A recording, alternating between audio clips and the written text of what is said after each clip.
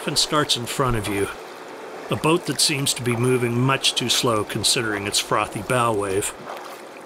It's a wake boat, and it's here to say, welcome to the Willamette Ocean.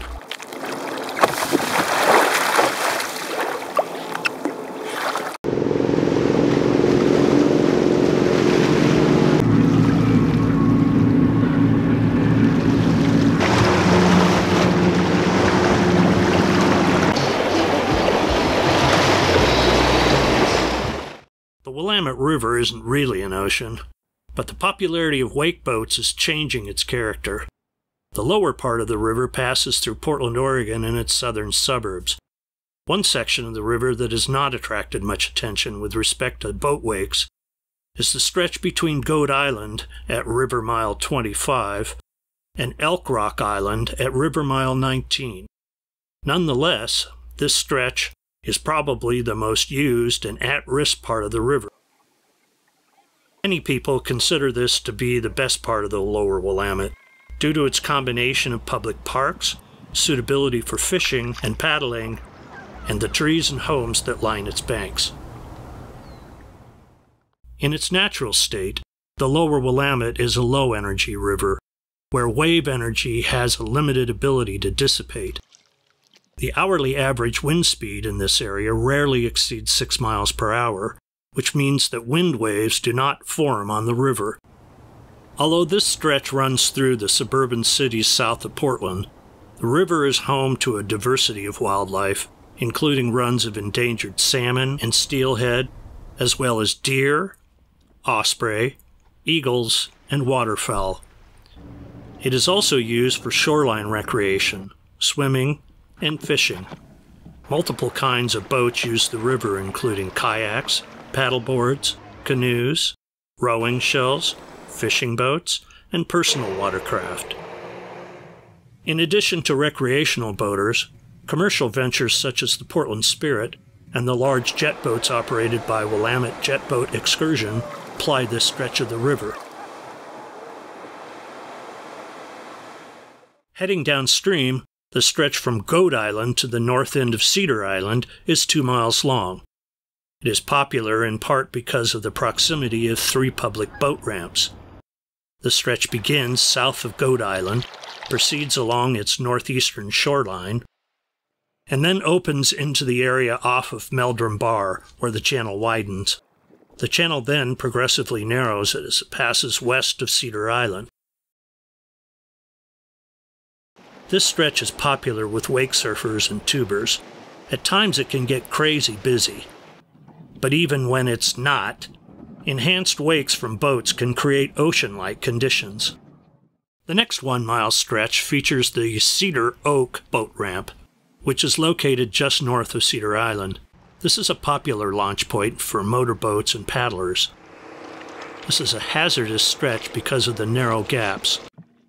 Proceeding north from the boat ramp, the navigable channel narrows to 290 feet. The river then widens slightly, but narrows again to 300 feet just south of Hog Island.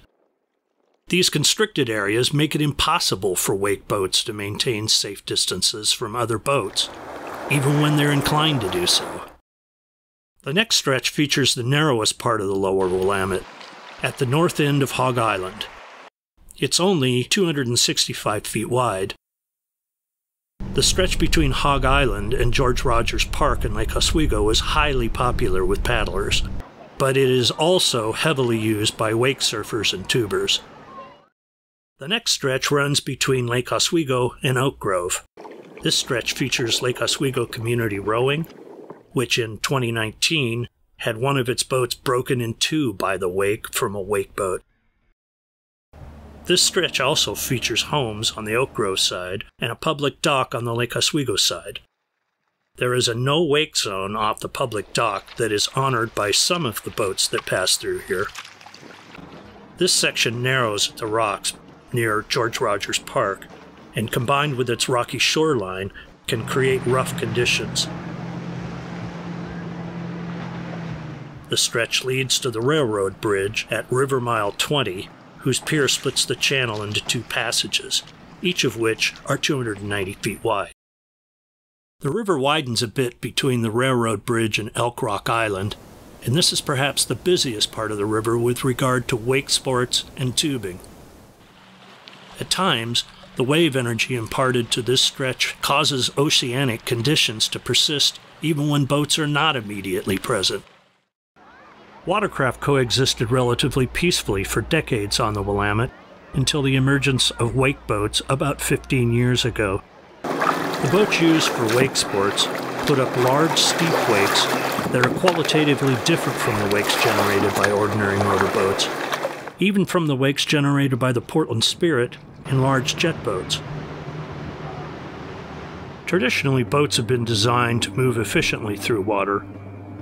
Wakes are generally undesirable in boats because the energy directed toward pushing the water is energy that is lost to propelling the boat.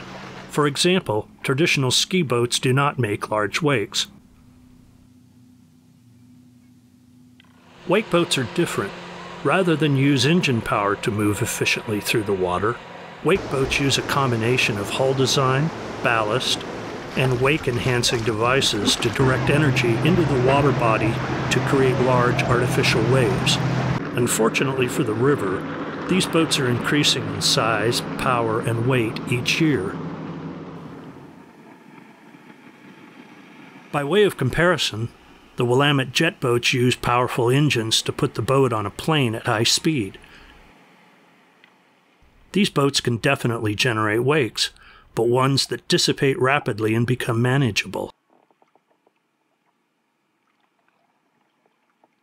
You can see that as the wake approaches from the jet boat, the waves are rounded and pass gently under the kayak.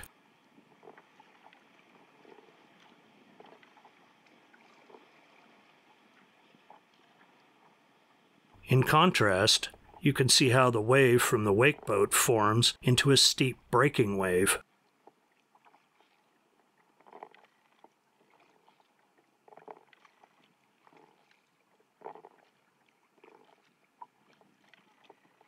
You can also see how the wave tosses the kayak and washes over the deck. Of the towed sports seen on the lower Willamette, wake surfing and tubing are the most popular. Wake surfers generate the largest wakes and generally are the ones that blare the loudest music.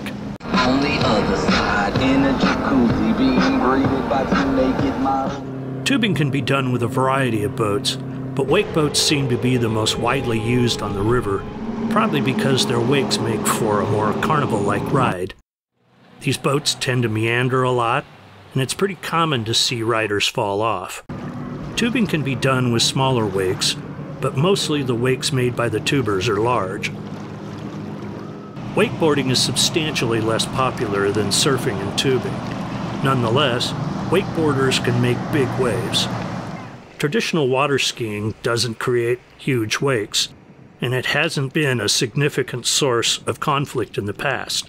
However, it is no longer common on the Willamette.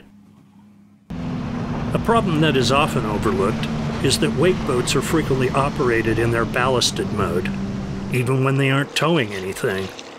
These boats can generate large, damaging wakes, even when they're just passing through an area or motoring about. One concern about the wakes from these boats is their effect on wildlife.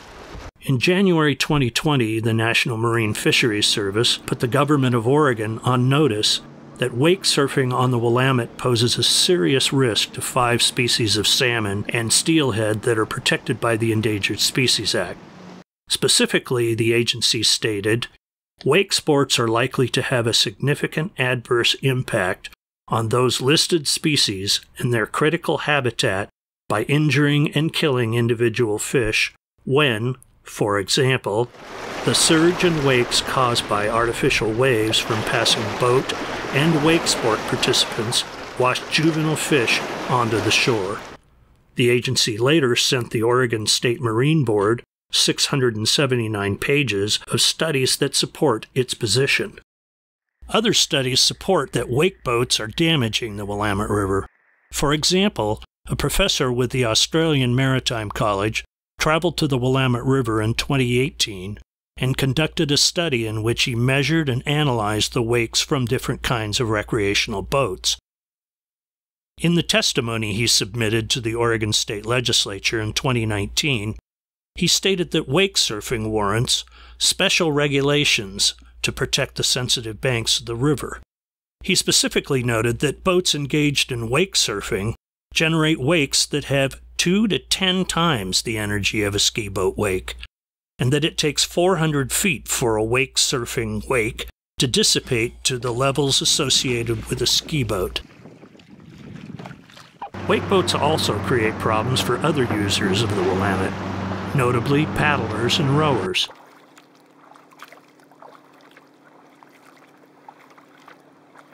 Paddling is an environmentally friendly activity that has become immensely popular on this part of the river, in part because of the low cost of entry and the availability of inexpensive rentals. Judging by the number of kayakers holding their paddles upside down, there are a lot of novices with limited skill sets on the river.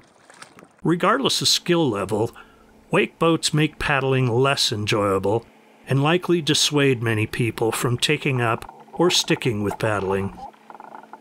When the wake boats are out in force, you will frequently see 70% or more of the stand-up paddleboarders kneeling rather than standing, and thus risking being knocked off their boards.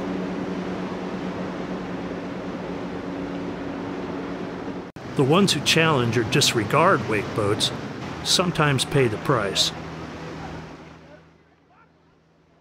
Having to deal with ocean-like waves and conditions in the river at the very least makes paddling unpleasant, and at the very worst makes it hazardous.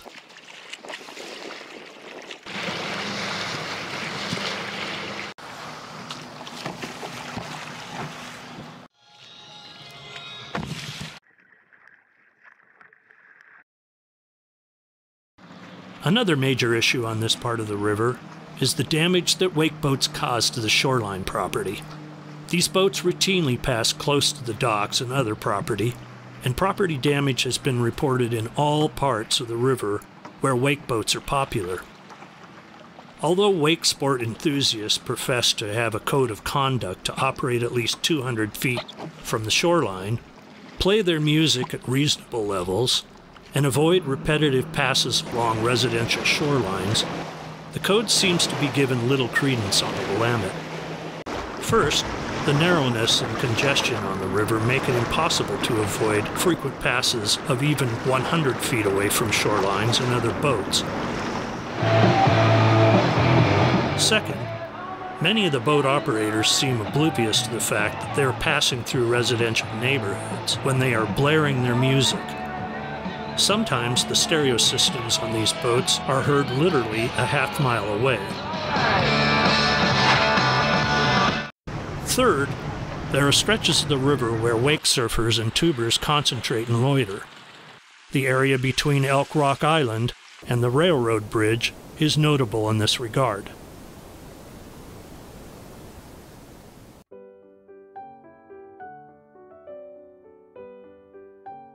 By statute, the policy of the state is to promote safety for persons and property connected with the use and operation of boats. More importantly, the public trust doctrine requires that the state ensure that the collective rights of the public to fully use and enjoy this resource for recreation, fishing, and commerce are protected. A use is improper if it unreasonably interferes with the rights of other people to use the river. Wake sports might be acceptable for water bodies such as wide ocean bays, but the use of boats that are purposely designed to generate large artificial waves on an environmentally sensitive and multi-use body of water, such as the Willamette River, is inappropriate. It is wrong to accommodate the desires of a relatively few number of persons who engage in boating activities that endanger the environment and spoil the enjoyment of the river by other users. The Willamette was never intended to be an ocean, or to be used like an asphalt skate park. It's a valuable river. We should take better care of it.